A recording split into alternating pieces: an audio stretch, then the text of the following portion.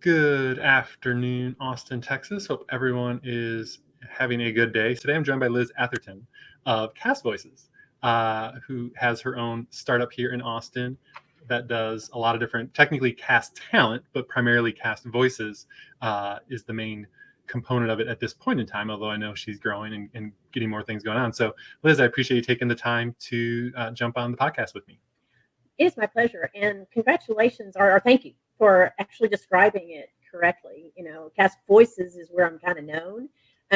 It's our first vertical, and it's also a community that, despite our previous technical difficulties, I'm very familiar with and adore. And so thank you. Well done. Yeah. So how long have you, so for the business, maybe kind of probably do a little bit of a background as far as kind of what got you into starting your own business. Kind of, I like to do like an origin story. So a little bit about you personally that kind of got you into the business, and then obviously a little bit about the business itself. Thank you. I think, well, I was born an entrepreneur, and I think many entrepreneurs were born entrepreneurs. It's not really a choice, like we are on a path. And my first foray, I believe I was 5, and I did a Broadway show in my garage, and we had attendees and tickets and everything. Anyway, I did start in corporate America, but while I was in corporate America, I was working as a project manager and then in finance and then in project management. I started a talent agency. Actually, I bought one with a partner. It was called, we changed it to Chow Talents, but then we ended up changing the name again. But anyway, so I started a talent agency, and I was a silent partner. But my kids did really well prior to this agency starting. My older 2 boys were just precious, and did some acting and stuff. But anyway, started a talent agency, and my partner begged out, and I continued it and stopped my corporate job and took over full time. And in that capacity, aside from having some exceptionally good talent that went on to do, Academy awarded movies and everything. I was the first talent agency to have an online presence, and then I was the first talent agency to have an online presence where the talent could interactively do their resumes online and do their data. And then I was the first talent agent to actually be licensed in California but not live in California. And then I ended up opening up divisions in these markets. But as the world was changing, becoming much more online, it really piqued my interest. And so in 1995, I reserved casting.com, and this was a long-term vision for me.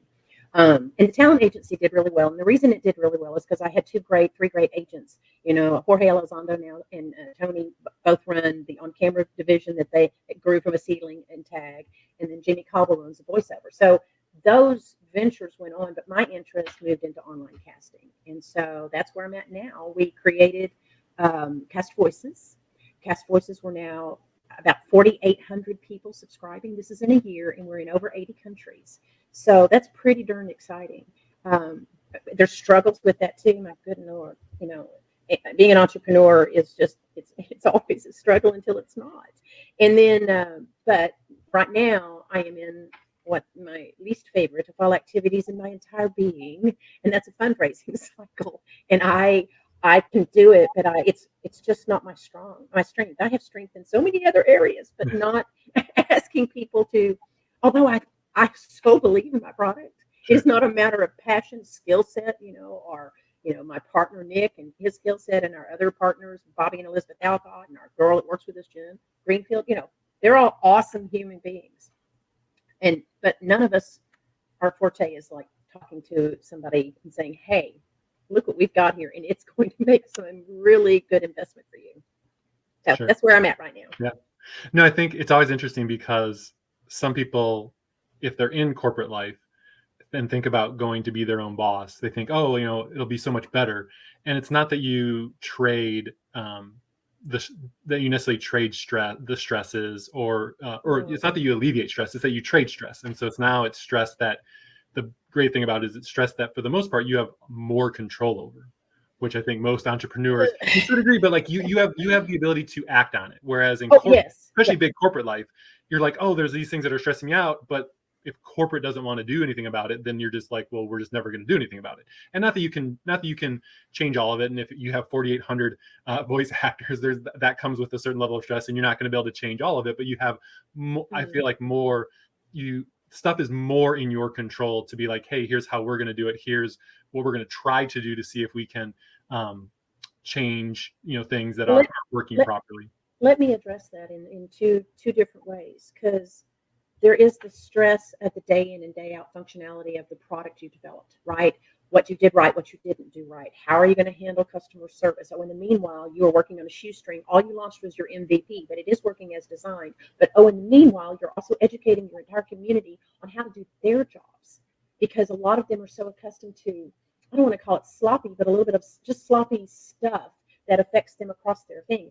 And because we're very transparent, and because I am who I am, and I've worked in this industry, we become this teaching ground. So there's that side of your question, and the other one is that the personal growth as an entrepreneur, because you have to recognize that you are running a company, and that is far different than working for someone else running a company. And the things that get involved over there are imposter syndrome. If you haven't had it, you will, I promise you. Recognizing when you have to take mental health days. I mean, those things you might think, have very little to do with the managing and the growth as an entrepreneur, but I think they're paramount. Because if you don't have your space ready here, you're not going to step into this creative, I can get this done mojo, right? Or at least that's what it works for me. Mm-hmm. If it's impacted with other stuff and you're not honoring the need, honoring that space, along with ordering supplies, along with making contacts, along with sales, along with our projections in line, along with, as I've mentioned before, fundraising, along with your branding. You just have all this other stuff going on.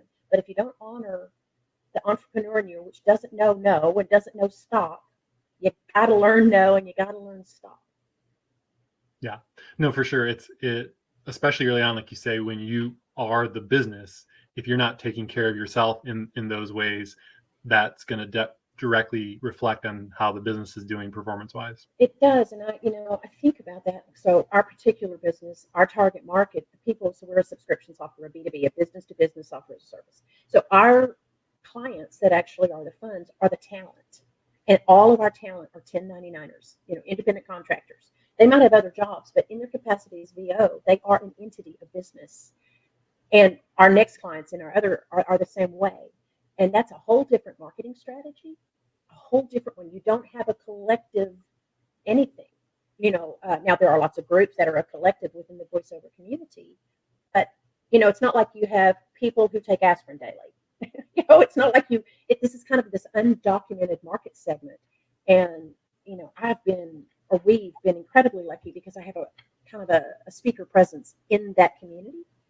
And so our growth has been viral, but it's still something you have to pay attention to, you have to figure out, and it all comes from opening up your mind, being creative, and seeing what's going on in your landscape. Sorry, I kind of got off target there, but no, very good. You mentioned early on in talking about kind of your origin story about doing your own play when you were 5 years old in your garage. So obviously, from a very young age, you were into acting and putting on shows and performing, or was it more the logistics of it that kind of got you excited? Because in a lot of cases, being able to, or the people who are good at performing and stuff like that aren't necessarily always the best business minded, and a lot of people who aren't business minded are a lot of times too rigid to be super creative. And so it's an interesting crossover where I do think most entrepreneurs lie about being creative, but also having kind of some of that business side of it to be successful, right? Like because you're going to have to be able to kind of wear both hats. Well, so my talent kind of topples out at can do background real well. Would love to be the star, and I give me a good ballad and a good church audience and I rock it. But, there's people out there that are much more talented than I am. But I love the business of it because I feel like I'm a talent advocate, which is kind of interesting, even with the product that we have, because there's just a whole lot of that advocacy stuff that goes into play with how talent represent themselves, what rates they should work for, how they should market themselves. There's just a whole lot of this, like I was telling you earlier, kind of a teaching aspect that goes on it. But I hadn't really thought, I had always thought of me when I was 5 doing that, or I was throwing parties for money when I was a senior in high school, at Liz concerts, and they were great and well attended, but I guess it was kind of a creative event. My dad was a great jingle writer, #1 in his day, and I was singing jingles when I was an embryo. But I never felt good enough because there's some people that are just naturally good enough. Sure. I had children that are in the business, and one of them, ended up starring in an Oscar-nominated movie. I mean, he's, in the business. But that was never the reason. I didn't push my children ever over anybody else, nor did I push them. When they would get these really big auditions, I'd be like, you have to kick in your airfare. And I know it's not that I needed their airfare. I needed them to be willing to let go and invest in themselves, even if they were 12 years old. Before then, it's like, do you want to go? Yeah, sure. Okay, you sure? Yeah, I'm sure. Well, let's get on a plane. But anyway, one of them, had a great deal of, well, but two of them really had a great deal of success, and the other two did some commercial stuff, and then they were kind of done with it. And it's like, okay, but yeah, I don't know. I think I just I like being creative and helping, and and Well, I think as someone who grew up doing more sports, I think there are some similar parallels to like really good coaches. Like it's rare that the best performers end up being the best coaches. Usually the best coaches are people who loved the sport, and obviously in comparison to the general public, we're really good compared to, if you just pluck someone somewhere. But as far as like making it, really good professionally like that, they weren't necessarily great there. Maybe they made it professionally, maybe they only made it to college level, but their understanding of it from having played, and then their love for it from having grown up with it and really enjoying it, translated into being an exceptional coach, because they could then take that experience and that knowledge and that passion and then use it in a different purpose. So it kind of sounds like a similar thing. I think so. And, I do end up being a guest speaker often at conferences, and I'm not there to, especially in the voiceover community, I can't tell you how to stitch mic up. I can't tell you, but I can tell you how to deliver, or I can help you deliver, or get into what I consider that space of that character, right? But I really let's talk about you as a person. I understand your business, so you can ask me any question you want about voiceover. It's in the business for, almost 40 years. I'm good, but I want to hear, what are you doing? And just as I mentioned, kind of dovetailed at the beginning, what are you doing for you as a business owner in this business? Because I understand the business, but what are you doing? What does it really mean to you, and how can I help you get there? That's good stuff. You mentioned being the first, I think you said licensed agent, but outside of living or based outside of the state of California. Mm-hmm. Were you based here in Austin, or? I was here in Austin, and I was running my agency. The voiceover IP came around in the 90s, early 2000s, and I thought, well, what I should do is get a California telephone number. I'm sitting here in Texas, and I know how agents and casting directors intermingle. We do not hang out at bars together. We talk on the phone. We probably wouldn't even know each other, except for some random occasion we were, what each other looked like. I mean, sometimes that's different when you're close with them, but in general, so I said, all I need is to establish a relationship via the phone and my company. So I got a number. I flew out to LA. I did a background check and a fingerprints, and I paid a licensing fee, and I wrote my contract with my talent that was appropriate to work with them. And I applied, and they were like, well, this, you okay, pa-boom. And I was licensed. And my company, I was really lucky. We represented some great talent, and we got in, those platforms, especially from some of the other platforms out there, the invitations to audition are selected. So if they don't want to hear from all the agents, they don't select all the agents. They select the ones that they want to work with. And we got on some of those rosters, which, and again, I give credit to the agents. I had James at one time. I had, Jorge, or George, I call him. And, I had some really great people that worked with me that helped make that happen. So, yeah, I got licensed, and there you were, and suddenly I was real popular in Texas because home, so we picked up, I never poached. I don't believe in poaching. And poaching is when you reach out to an actor and say you can do it better.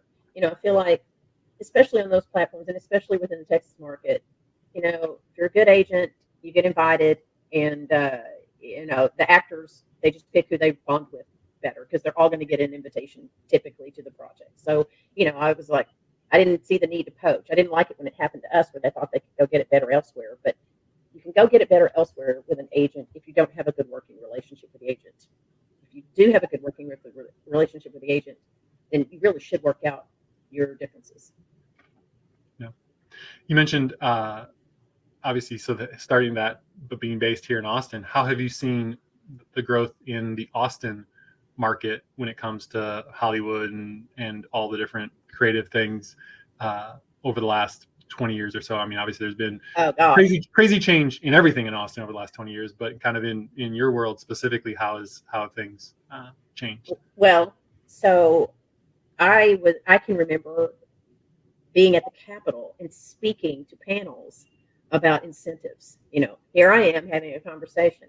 I can remember marching for film incentives, back when they weren't there, or they were minuscule, or they were poo-pooed. And I was like, and I did tons of research and published articles about this because, it's a zero investment incentive.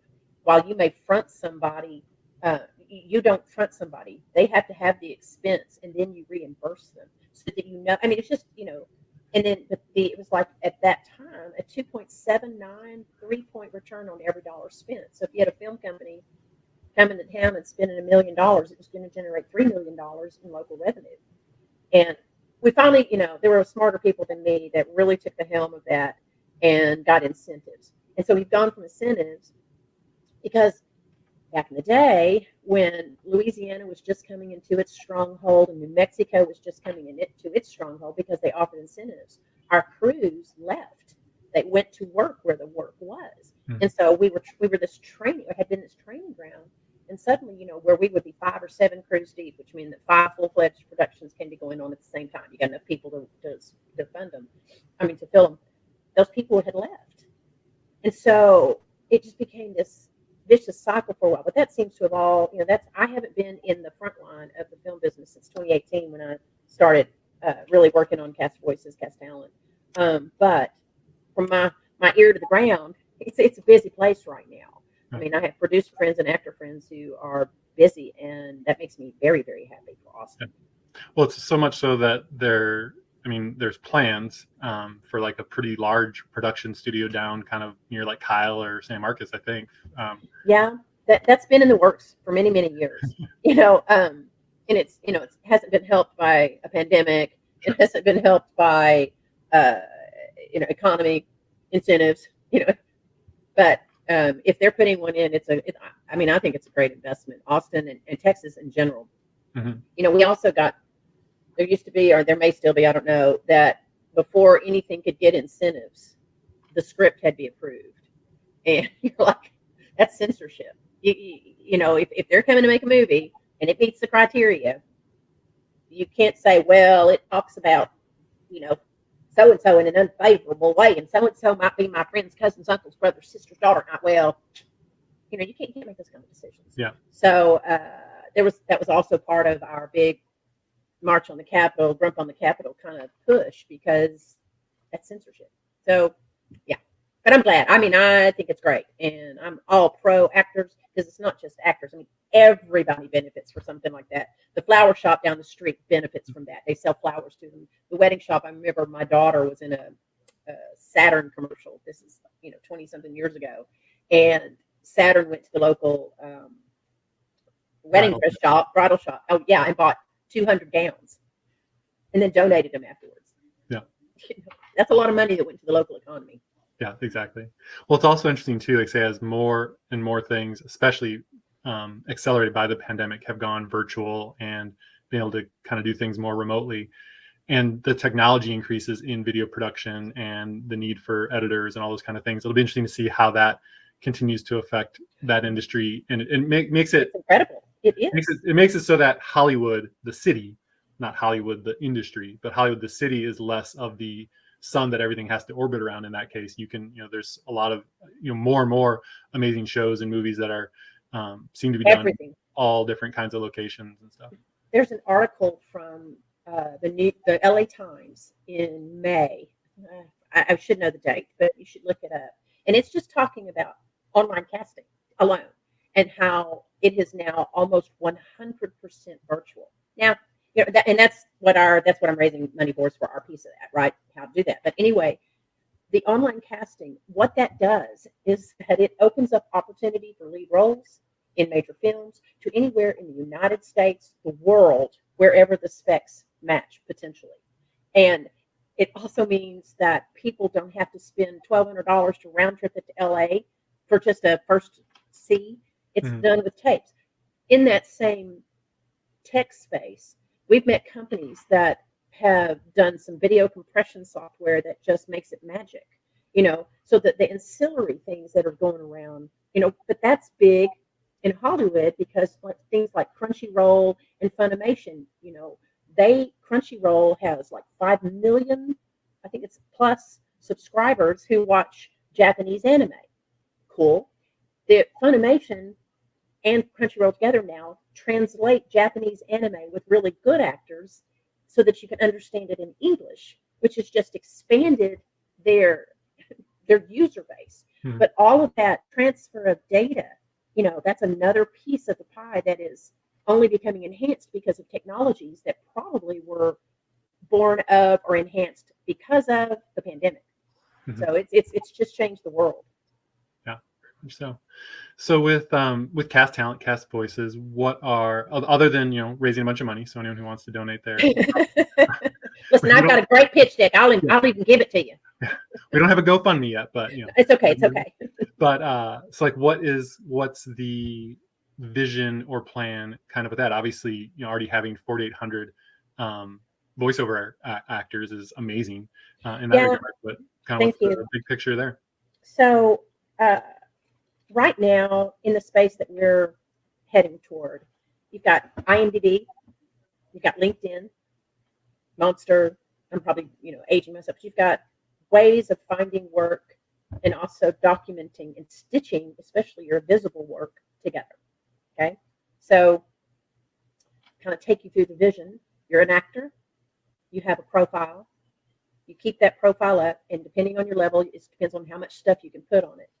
That profile then feeds CastVoices, and if you so choose for on-camera, cast actors. If you're a crew person, cast crew.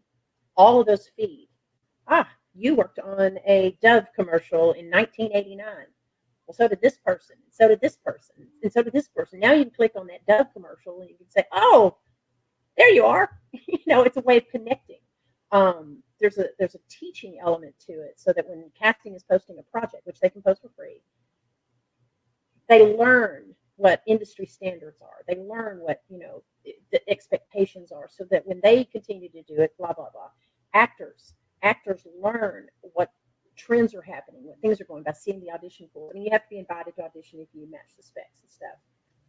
But all of that, when it's stitched together, it's this incredible relational database where you can see trends, you can see what things are going on. You can, one of my vision is that you can connect with people in your 10-mile radius. You have to do that safely, but you can figure out who works in voiceover that lives down the street, because you probably don't know, because it's all a closet. Or what actors, hey, I'm going to go to dinner tonight, blah, blah, blah.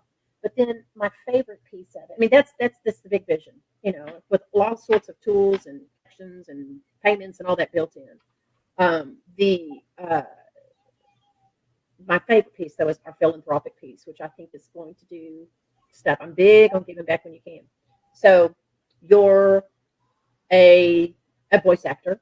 You've just created a voice demo, or you're about to create a voice demo, or you have some random demo that you want reviewed, and you want it reviewed by some specific people. It's nice what everybody on Facebook says. It's nice what everybody on LinkedIn says. But what if you can reach out to these 5 casting directors that are on the platform, or 10 coaches, or whoever's peripheries, right? What if you could reach out to them and say, hey, I've put $100 into a philanthropic bucket. That casting director is then incentivized, because that casting director, depending on whatever rate they want to charge, they can then designate what charity that piece of the pie goes to for them giving an answer to this guy's question over there. They do enough of those. At the end of the year, they get the tax things that go with donations to those various organizations. But they've actually really and truly donated their time for a cause. Sure. And yet the actor has now gotten some much needed feedback from somebody that they trust and respect. And no real money has exchanged hands, but just goodness. So that's my favorite. So that's kind of our overall, bell of kind of where we're hoping to take all of this. Nice, cool. Yeah, it's amazing, like you say, just how, and you've been in the industry long enough, how much faster everything is changing in all industries these True. days. Yeah, and again, especially in the creative and Or music and online film. security. Yeah, I mean, let's just take it, because at the end of the day, we're a software company, right? yeah, And you want somebody in Netherlands, or speaking a country, to be able to open up your software. Well, have you put into play all of their rules and regulations? And it's not quite that granular, but it could be. yeah. And you have all this stuff. I mean, somebody else figured another way into the data. Oh, how many steps do you have before they get there that you can catch them and stop them? And of course, we have state-of-the-art stuff there, but that's one of those places where you have to have state-of-the-art. You can't just It's and technology gets dated very quickly. Like often. Yes. And you were asking the other question about how people can. It was right at the beginning about how people can influence, right? So our users, because we're new, we're very open. We have lots of clubhouse meets and all these other kinds of things, so they can bring us their ideas. We take their ideas, we implement their ideas. We have some real doozies that are really going to make us shine. We're just in that funding thing. We're paying our bills, but we're still, we've been alive a year. We are still in our teeny weeny infancy, and and we didn't put in a business case to be making millions. We put in at the beginning, we put in a business to drive a product. Yeah, very cool. So for people looking to find out more about you or connect with the company at all, what are kind of some of the best ways to find out more and be in touch? Thank you very much, Troy. I think the best way to find me is through LinkedIn. I'm more my business self on LinkedIn. If you find Liz Atherton over there on Facebook, that's your bad. I'm just telling you. I have an irreverent. You open Pandora's box at that point in time, and so with no guilt whatsoever. I don't care if I do run a company. And I'm also on Instagram, which is kind of just the same as my Facebook. But LinkedIn, I'm Liz Atherton on LinkedIn. And I'd love to connect. I typically do respond to the messages unless you're trying to sell me something. And I only want you to open those if I'm trying to sell you something. So, it's fair trade-off there. But thank you. And our company, if you're a voice actor or you need to hire a voice actor, CastVoices.com. We're recreating our landing page. So you kind of have to be in the know. We're also Cast Voices on LinkedIn, and we're Cast Voices on Facebook, and Cast Voices, anywhere you chat, you can find us. Yes. Awesome. But yes, and thank you, Troy. This was lovely. I really appreciate your questions. I think they were really good. Thank you. No, I appreciate you taking the time to jump on and do the live and podcast with me as well. My pleasure. Absolutely my pleasure. Thank you. Thanks a lot. Well, I hope everyone has a wonderful day, and we'll talk to people soon.